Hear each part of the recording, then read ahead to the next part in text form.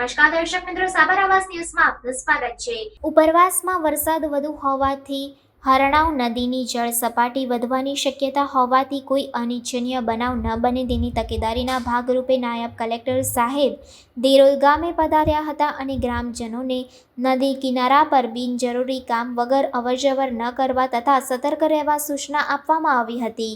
હરણાવ pickup છાપરા wear નાકા પરથી નદીમાં ઉપરવાસમાં પડેલ ભારે વરસાદને કારણે વિયરની હાલની જળ સપાટી 235 મી છે, જે સતત વધવાની શક્યતા રહેલી છે। તો વિયર ઓવરફ્લો ચાલુ હોય ખેડબ્રહ્મા તાલુકાના નદી કિનારાના લક્ષ્મીપુરા, શીલવાડ, વાલરણ, કલોલ, વાઘેશ્વરી, જગન્નાથપુરા, પરોયા, દેરોલ, રુદ્રમાળા, પાદરડી, જગમેર, ગલોડિયા, વાસણા, નીચી ધનાલ અને ખેડબ્રહ્મા ગામોના લોકોને નદી કિનારાથી દૂર રહેવા સાવચેતીના પગલાં લેવા તાકીદ કરવામાં આવેલ છે।